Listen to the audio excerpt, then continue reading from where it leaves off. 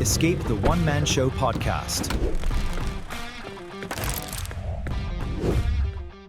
Last week, I told you your billable hour rate is probably wrong. Let me prove it. You're building your rate on 8 hours a day. You're not getting 8. You're getting 5. You're using your tech's hourly wage as his cost. That's not close to what he costs you. And you're spreading company overhead evenly across departments that don't consume it in the same way. 3 mistakes. Every one of them makes your rate too low, and every job you price is short before the truck leaves the shop. Today, we fix it. Welcome to Escape the One Man Show, where we help contractors stop running a job and start building a company. I'm Derek Cormier. This is the number underneath every number I gave you last week. Get this wrong, and your gross margin, your net profit, and your cash flow are all built on sand. Grab a pen. Everyone builds their rate on 8 billable hours a day. Watch what actually happens to that day. Watch the subtraction live on screen. Drive time between calls. The 40 minutes at the supply house. Restock. Warranty and callback work. The morning meeting. Paperwork. The job that got cut short. You're at 5, maybe 6 on a great day. Now do the math both ways. If your true cost for that tech day is the same either way, but you divided it by 8 instead of 5, your rate is off by nearly 40% every job all year. And here's what makes it worse. You don't feel it. You feel busy. Busy is what it feels like right before you find out you weren't making any money.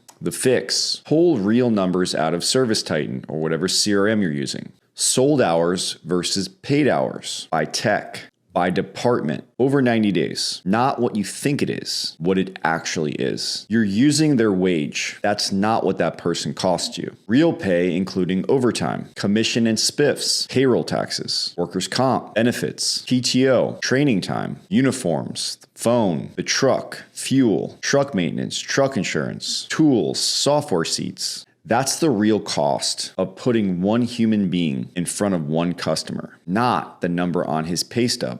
Most guys are shocked when they run this for the first time. The gap between what you think a tech costs and what he actually costs is usually somewhere between 40 and 80%. And every dollar of that gap comes out of your margin, quietly, on every job, forever. Now you take total company overhead and divide it evenly across everybody. That's the third mistake, and it's the one that hides which department is actually bleeding. Your service department and install department do not consume overhead the same way. Different dispatch load, different truck count, different marketing spend, different warehouse footprint, different management time. When you blend it, one department is subsidizing the other and you cannot see it. You look at a company-wide number that looks okay, and inside it, one department is carrying the whole thing, while another one loses money on every job you sell. Attribute the right percentage of overhead to each department. It takes an afternoon. It'll change what you charge. Quick break. This episode is brought to you by Conduit Warranty Solutions. Yeah, I actually use them. I used to eat warranty work like an idiot. Now I own my own warranty and I actually make money on it. Conduit handles all the compliance, legal, all of it. If you own a shop and you're not doing this, you're just working for free. Conduit is the warranty that puts money back in the pockets of the guys doing the work. Call them today or go to their website to schedule a free consult at www.conduitwc.com, or keep losing money on warranties. I don't care. Back to the show. Now the part that almost nobody gets right. Stop trying to force a billable hour on your install department. Most installers are paid by the job, not by the hour. So the hour isn't your unit. The sold day is. The question is, what does it cost me to put a full install crew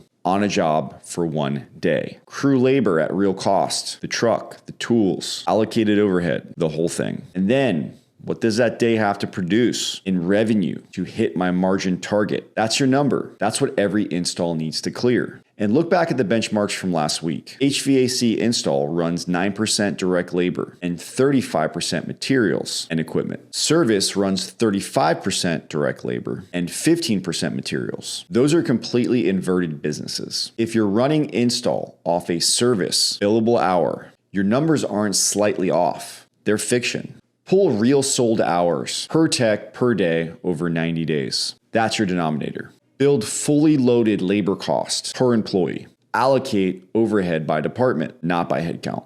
Add your target gross margin on top, not hope, the benchmark. That's your rate. Now compare it to what you're actually charging. For install, same process. Sold day instead of billable hour. Do this once a year minimum. Do it anytime you add a truck, add a person, or your insurance renews. Your rate is not a tattoo. It moves. All right, hot take timer. 3 takes, 60 seconds each. Your rate should go up every single year, and if it hasn't, you gave yourself a pay cut.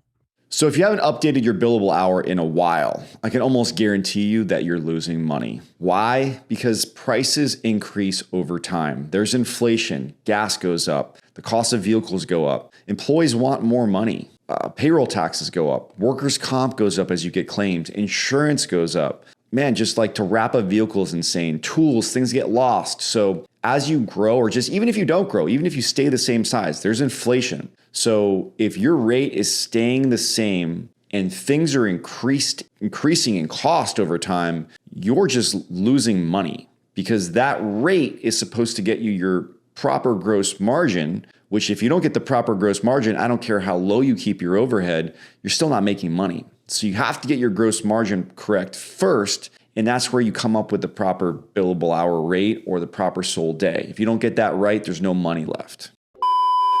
Flat rate pricing doesn't fix a bad billable hour, it just hides it in a book.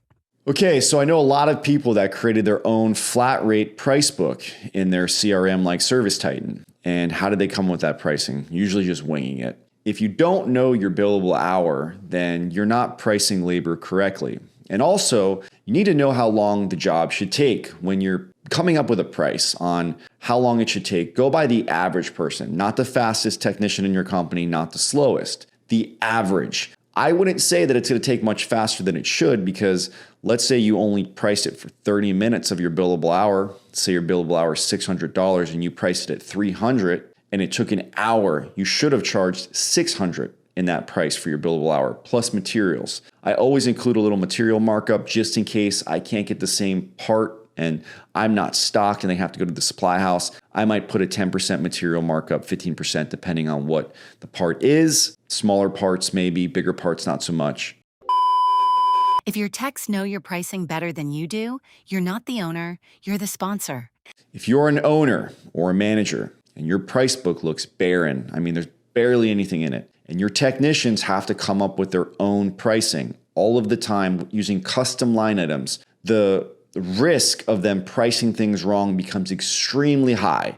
And what happens when you price something incorrectly? You underprice things. You end up losing money. You don't even make money. So it's not even about not even making that much money. You could be losing money on those jobs. And then at that point, you might as well have stayed home and not risk that liability. So you need to have a very detailed price book with absolutely everything in there so you can take control of that and you can price things correctly. Like I said, based on the average time that job should take, overdo it a little bit so that if you run into a scenario that takes a little bit longer, you don't end up eating that. So the owner has to know the pricing. The managers have to know the pricing better than the technicians, because if not, the technicians are just going to come up with their own pricing based on just trying to get the job sold. 2 weeks of math. If you've actually run these numbers, you know more about your business than you did a month ago. And you're probably a little annoyed with past you. That's fine. That's progress. Next week, we're done with spreadsheets. I'm building my entire org chart on this board. Every hire from one truck to where we are now, in order, including the ones I got wrong, and exactly what each one cost me. If you're trying to figure out who your next hire should be, that's the episode. This is Escape the One Man Show. Stop running a job. Start building a company. See you next week. If you're a contractor or a business owner that has questions about their business, call the Escape the One Man Show line at 321-495-7788. Leave your name, company, location, and your question, and I may feature it and answer it on the next episode. Thanks.